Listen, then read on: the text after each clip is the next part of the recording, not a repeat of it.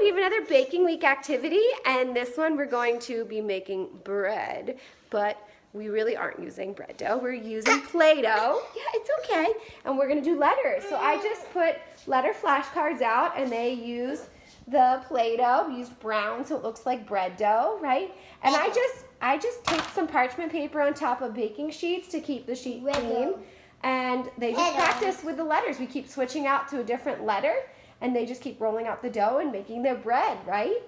And you can also do it with words too, but right now we're just gonna do some letters. And you can practice letter sounds when you do it too, right? What does the V say? V. Good job. Okay. So this is just a fun